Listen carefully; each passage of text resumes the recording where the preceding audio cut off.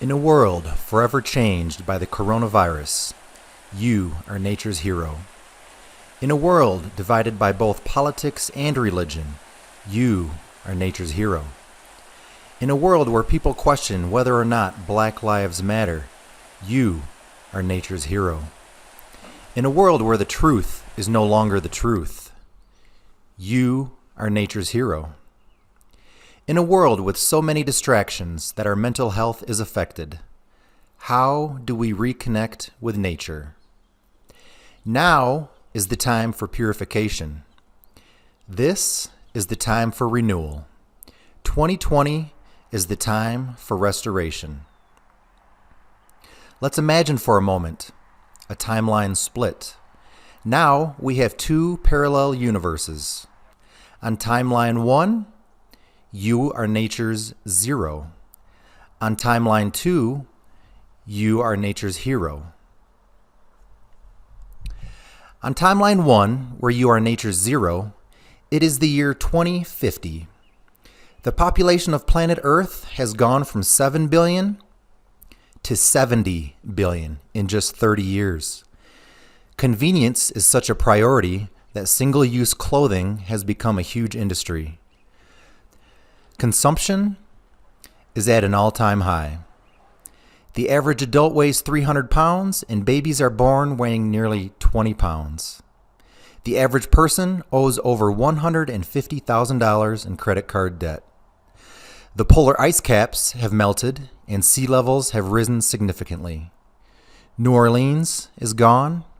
Miami is gone.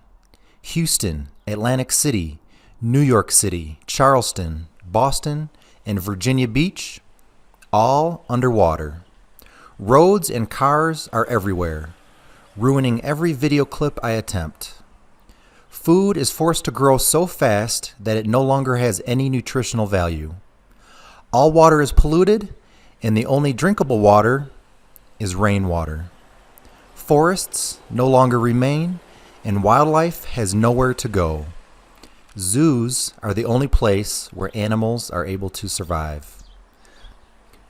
Litter now blows in the wind, but never gets caught in the trees because trees no longer exist.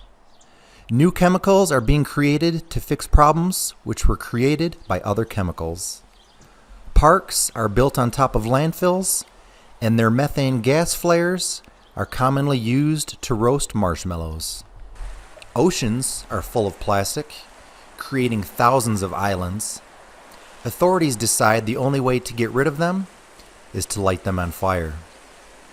Overfishing is no longer an issue because all the fish are dead. On timeline 2, however, where you are nature's hero, it's a much different story. It is also the year 2050. Our beautiful planet has completely healed itself. Global warming is no longer debated, and skin cancer is non-existent. Water filters are no longer needed because pollution and contamination no longer exist. Everything is either reusable or recyclable. Secondhand stores have become a huge industry, and trash companies have been converted to recycling centers. Community farming has completely replaced commercial farming.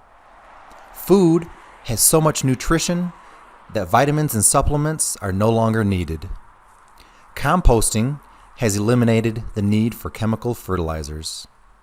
Biodiversity is a priority, and pesticides are no longer needed. The Amazon rainforest is thriving, and scientists have discovered thousands of new species of both plants and animals. Miraculously, all known extinct species of plants and animals have reappeared, except for the dinosaur and woolly mammoth. An all-natural insect repellent has been discovered that is 100% effective. Food buffets no longer exist, and the concept seems completely ridiculous to most people. Cancer has been cured, and most other diseases have been eradicated. Hospitals are now known as healing centers. Cars are a thing of the past. They've been replaced with ride-sharing drones, which are large enough to hold the entire family. Roads are now used for bikes and hoverboards. Commercial fishing has been replaced by consumers actually fishing with a pole. They only catch what they need and cook it the same day.